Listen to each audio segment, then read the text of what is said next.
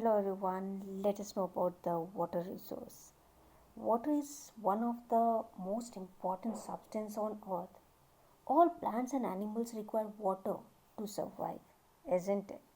We also require water. Whenever we feel thirsty, we require water. For taking bath, we require water. There are many things which we cannot fulfill our need without water. All the plants and animals require water to survive. Whether it is demographic transition or the geographical shift of population, it depends upon the water only. You must be thinking that I have said demographic transition. What is demographic transition? The birth rate and the death rate depends upon the water quality, and this is called the demographic transition. There are many places where the population is high or low due to the death rate or the birth rate. So it totally depends upon that. Geographical shift of population I have talked about. So it is like in our previous classes we have studied about the Indus Valley civilization, the Harappa civilization and the Mohenjo-daro civilization. All civilizations were near the river areas, isn't it? After digging it out, we have found many such kind of things like baked bricks and all. So these are found near the river areas. This also depends upon the water, means people were attracted toward the water. Their life was totally dependent upon the water. Now, due to humans' selfish need, the environment is degrading, due to which we are facing the problem of water scarcity. Approximately our earth 71% of earth is covered with water, but we cannot utilize all the water. All the 71% of water we cannot utilize. We can utilize only 3% of water. And why? Because this is fresh water. Would you like to drink the dirty water? No, isn't it? So only 3%. We can survive only on 3% of fresh water.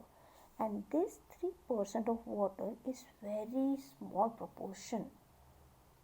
There is a tension and dispute in the world.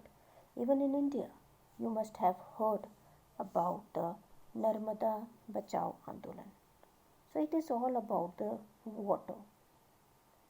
It is important for us to conserve the water resource. India's 2.45% of world's surface water is in India. I'm talking about the surface water. Surface water means the water which flows on the earth, the water which are found in ponds, in the lakes, in the tanks.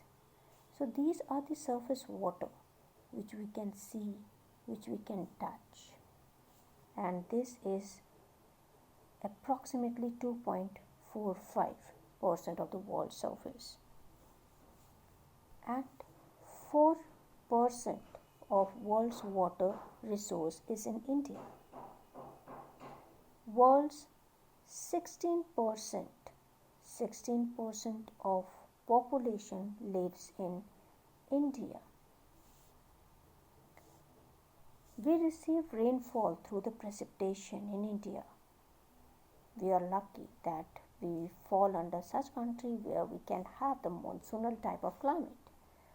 So we receive rainfall due to monsoon, and this rainfall is called precipitation, and the total water which we get through the precipitation is 4,000 cubic kilometer, out of which surface water which runs on the land is 1,869 cubic kilometer. Out of this we can use only the 16% of the 60%, 60% of this water, and that is 1122 cubic kilometer of the water.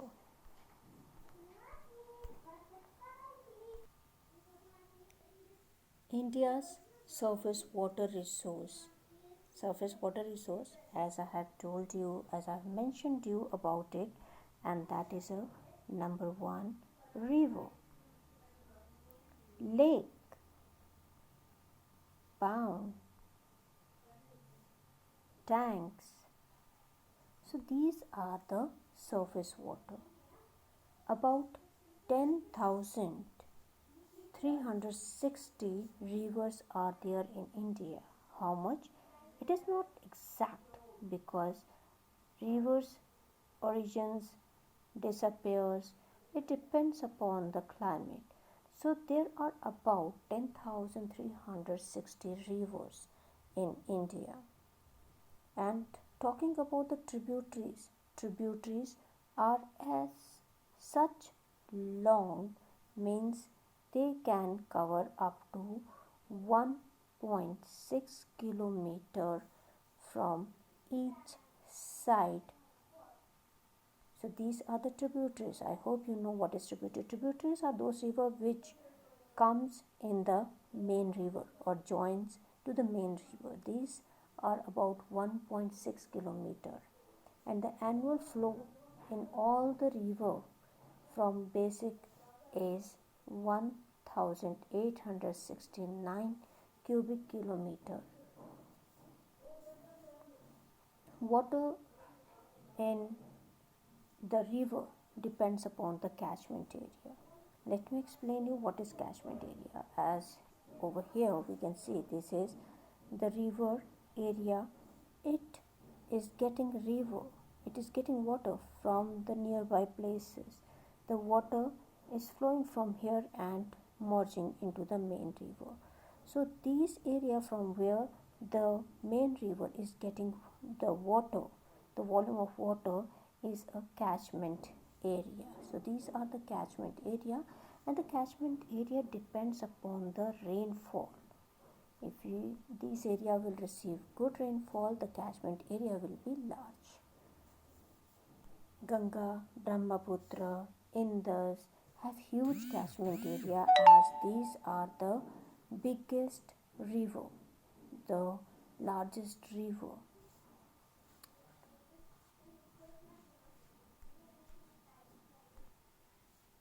Godavari, Krishna and Kaveri has been harnessed for the irrigation, for the agriculture purpose and other purpose as well. But it is yet to be done with the Brahmaputra and Ganga basin. Total replenishable groundwater in India is 432 cubic kilometer. I'm talking about the replenishable water. So what is replenishable water? Replenishable water means the water for restoring the groundwater. So we have about 432 cubic kilometers from the Ganga and Brahmaputra and have 46% of replenishable groundwater. Groundwater utilization is very high in the states like Punjab, Haryana, Rajasthan and Tamil Nadu.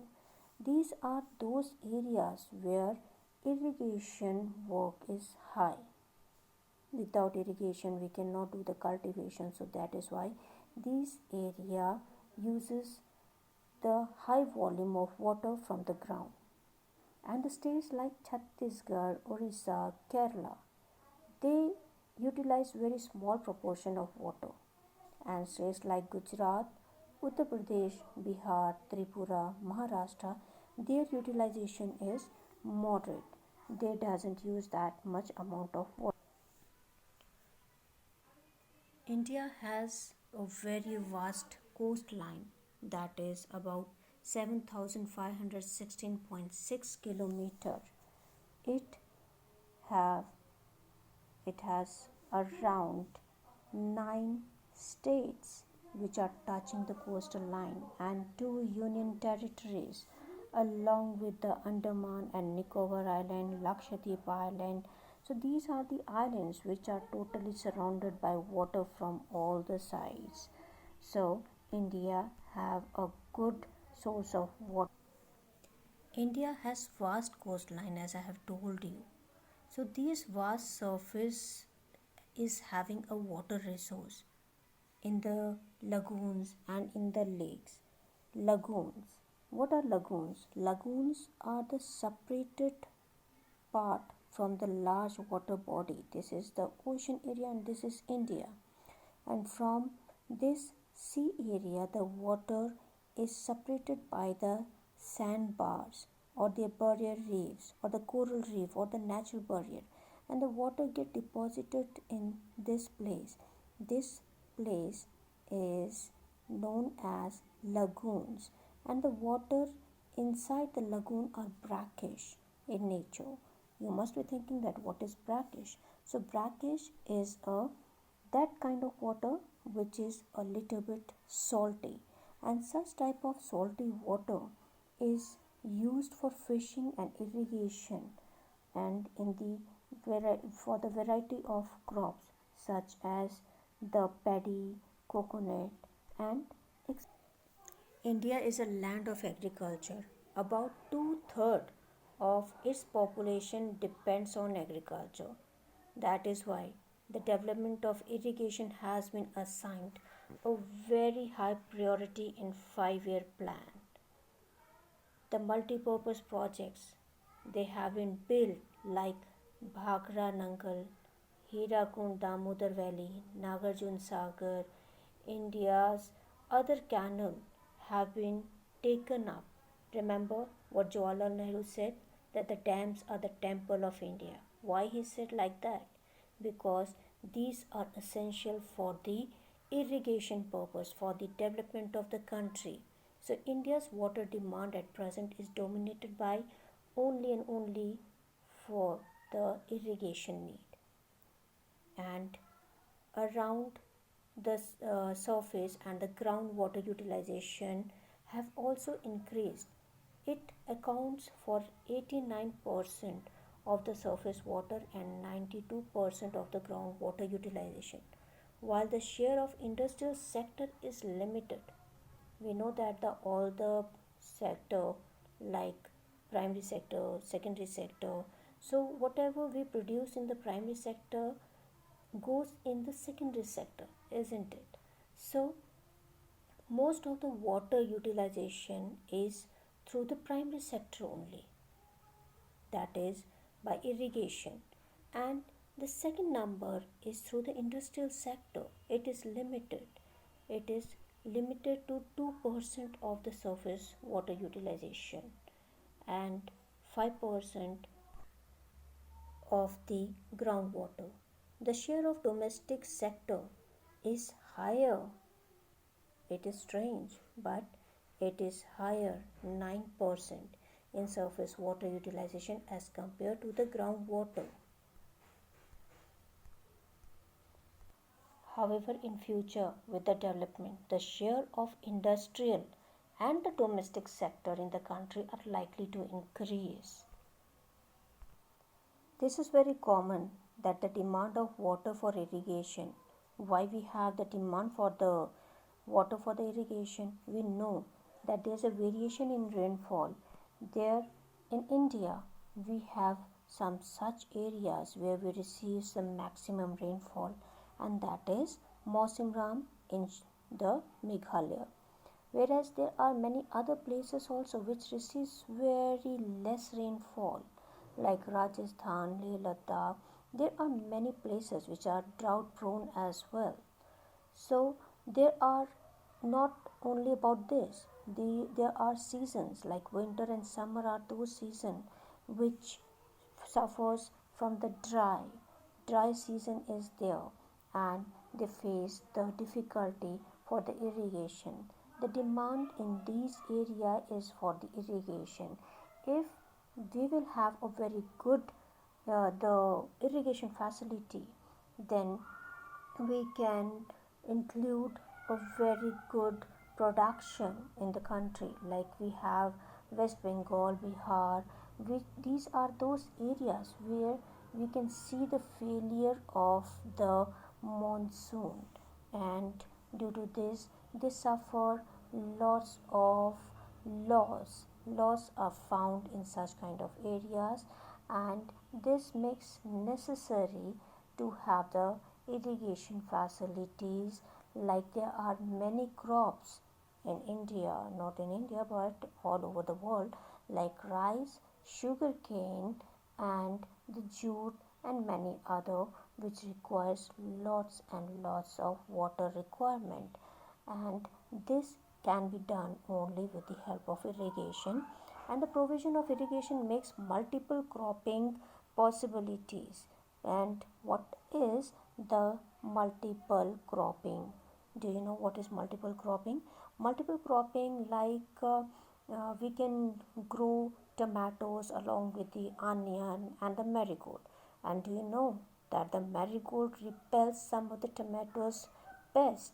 And multiple cropping is found in many agriculture traditions as well, and which is made possible only with the help of green revolution strategy. Green revolution strategy means providing high yielding variety of seeds, and the due to which with the help of irrigation we can produce high amount of production. This green revolution strategy was started first in Punjab, Haryana, and Uttar Pradesh, and we have seen a very good production in such. In Punjab, Haryana, and West Uttar Pradesh, more than 85% of the area is under the irrigation. What they grow there? They grow wheat and rice, and these are such crop which requires a good facility of irrigation, and the total irrigated area in such place is 70.76.1% in Punjab, 51.3% in Haryana, and irrigated through well or the tube wells. You must have seen while going to the Punjab that the people, the farmers at such place, they use the well or the tube well for irrigation purpose. That means they are using the underground water, and the groundwater potential, which has resulted in groundwater depletion, and now the water level is decreasing. It was here, and now the water level is reducing day by day due to the irrigation facility which has been provided in such states. Due to decline in the water level, the states like Rajasthan, Maharashtra has increased fluoride concentration in groundwater. And what happens if the fluoride concentration increases? It creates too much health problem like the reproductive problems and etc. And this concentration is in the part of West Bengal and the Bihar side. As we have studied, like how the people are dependent on the water, most of the population, like we are utilizing water, underground water as well, for the irrigation agriculture purpose, the industrial, the domestic, and these effluents in turn is limiting the availability of usable of water resource. We are not able to have the fresh water. Water quality refers to the purity of water, and this is reducing day by day with the utilization of chemicals and through the waste product which has been put in the rivers through the industrial sectors or from the domestic sector. When these toxic substance enters in the water bodies like river, lakes, streams, ocean, and other bodies, we get these things, the pollutant get dissolved or lie suspended in water. This result in pollution of water, where this is deteriorating the quality of the aquatic system, and the pollution also seep down the pollute groundwater.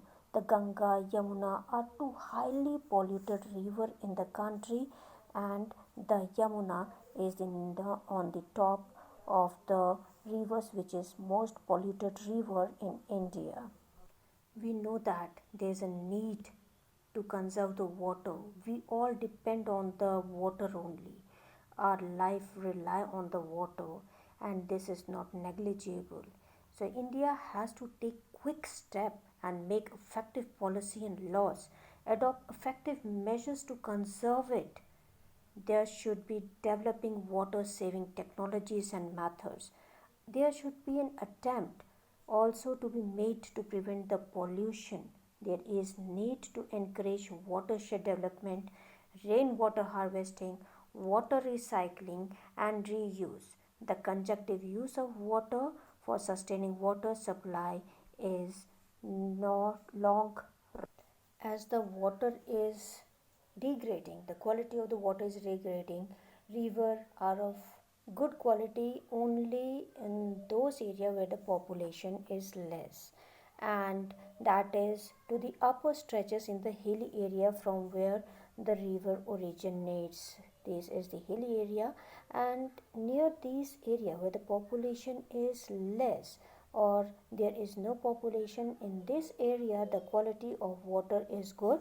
But when it comes in the plain area where the population is high, that is in the plain area, the river gets starting polluted, it starts getting degraded. The concentration of pollutants also increases during the summer season when the water flow is very low. CPCB, that is the Central Pollution Board, in the collaboration with the State Pollution Control Board, means with the state government, has been monitoring water quality of national aquatic resources at 507 stations, and the data which has been obtained from these stations shows that the organic and bacterial combination continues to be main source of pollution in river. The Yamuna, which is India's number one polluted river, number one I'm talking, and on the second it is the Ganga. It is this Yamuna is between Delhi and Etawah, and other severely polluted rivers are the Sabarmati. You know where is Sabarmati? It is at the Ahmedabad, and the Gomti at the Lucknow. And in this way, there are many rivers in our country which are highly polluted, like Gomti at Lucknow, Kali, Adyar, Kum, the Vegai at Madurai, the Musi of Hyderabad, and Ganga at Kanpur and Varanasi. Not only this, the groundwater is also getting polluted with the heavy toxic metals and heavy fluoride nitrates at different parts of the country. The legislative provisions such as the Water Prevent and Control of Pollution Act, which was in 1974, is also not useful. Even the Environment Protection Act 1986 is not implemented effectively. Do you know the reason?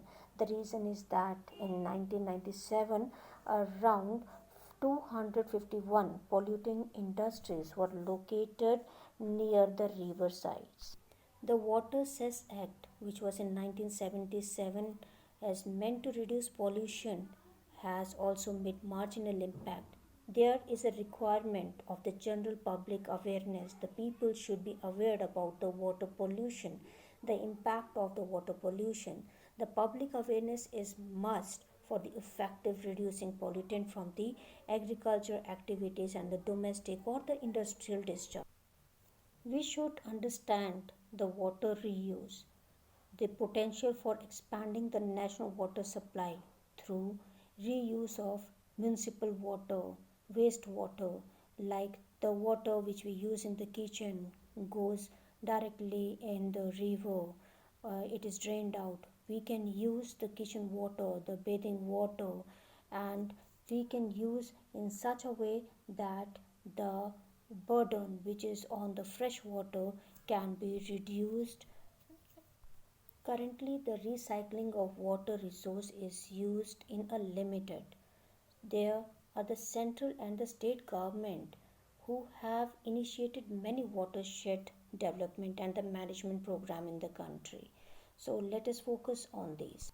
Number one is Haryali. Haryali is the watershed development which has been sponsored by the central government and where the rural population conserve the water for drinking, irrigation, fisheries, and afforestation. The project is being executed by Gram Panchayat with people and they participate for the betterment of water. Niru Miru. Niru means water and Miru means you. So Niru and Miru is the water and you. And this program has been implemented in Andhra Pradesh. And coming to the Avri Pani Sansad. Avri means the word Avri came from the Alwar which was started here and this is in the Rajasthan area. The people of Rajasthan they are harvesting water in the form of the tanks and dugouts, ponds, which is also known as Johat, check dam, etc. Through people's participation, this is done. Tamil Nadu has made water harvesting structure in the houses compulsory. No building can be constructed without making structure of water harvesting. Watershed development project is more in some areas have been successful and however there are only a few success stories in majority of cases. The program is still in the nascent stage, in the initial stage. There's a need to generate awareness regarding the benefit of the watershed development and the management among the people so that we can sustain the utility of water. Rainwater harvesting has many benefits, but the main one is that it is a sustainable water management practice that can be implemented by anyone on many different levels, from a simple rain barrel to the comprehensive rainwater harvesting system that integrates with the irrigation system or household pumping. Here, from this, we can see that the water from the roof is getting collected, and this collected water goes through the pipe to the underground. It is replenishing the underground water as well, which can be utilized for many purposes. And this is very, very important for us to follow the rainwater harvesting system. This can increase the quality of groundwater through dilution of the contaminants like fluoride or the nitrates, preventing the soil erosion as well, flooding, arrest salt water intrusion in the coastal area is used to recharge the aquifer. So this is very good for the long run. In the book, they have given a very good story about the watershed. It is about the Regan Siddhi, and this is a very small village in Ahmednagar. I know about Ahmednagar. Ahmednagar is very good place. I have been there, and this is about the this is a very good example of watershed development in 1995. This is about those days when the village was caught in the web of poverty and illicit liquid trade. You must be thinking that what is illicit liquid trade? Illicit means illegal liquid trade. And the transformation comes at that time when the retired army person settles there in 1997 and awares the people about the family planning, voluntary labor, preventing open felling of trees, liquor, and prohibition. And the story begins at that time when the embankment was leaking and the people of the place they came and they started mending it. They saw that the seven wells were swollen up with the water. They were very happy and excited. So they were having a faith in the retired person as well who have awared the people living at such particular place. So this was a very good work done by that person. Traditionally, the water harvesting in the rural areas are done only for refilling the lakes, ponds, irrigation tank. In Rajasthan, the groundwater is stored as a kund or the tanka and are constructed near the house or the village to store the harvested rainwater. You can see in the above figure. To understand various ways of rainwater harvesting, there is a wide scope of rainwater harvesting technique to conserve precious water resource, which is very essential for us and which can be done by harvesting rainwater from the top of the roof of the water. You can see the water is coming and it is getting in the pipe. The pipe is going underground water and this is storing the level of the water which is decreasing, and now due to the rain harvesting we can increase the level of the groundwater. Through this, we can reduce the dependence of groundwater or the water by refilling it. It can also save energy to pump the water from the depth of the Mother Earth by digging it out. The water level will increase due to the rainwater harvesting, and we can supply water to the other areas as well. And apart from the above mentioned factor, the issue desalinization of water. What is desalinization of water? Water means when the content of salt is high in the water and this becomes the dirty water and which is not good for the irrigation as well. This is also known as the brackish water in the coastal areas. I have already told you about the brackish water. Brackish means this light salty water in comparison to the oceanic water or the river water. And these are the linking of river can be important remedy for solving the water problem in India. So I think we all should follow the process of the rainwater harvesting. We all must have the rainwater harvesting system in each and every houses. Now coming to the highlights of India's national water policy in 2002. The national water policy in 2002 is for water priority in following order like drinking water, irrigation, hydropower, navigation, industrial and other uses. The policy is for the water management only. Number 1, the irrigation and the multi-purpose projects should also include the alternative use of drinking water, and the drinking water to the human and animal should be first priority. Limit the exploitation of groundwater, regular monitoring for the quality of underground water, and to improve the quality of water there should be awareness programs among the people. People should be aware about all these things about the scarcity of water so that people can give their 100% for the betterment and for the improving of the quality of the water.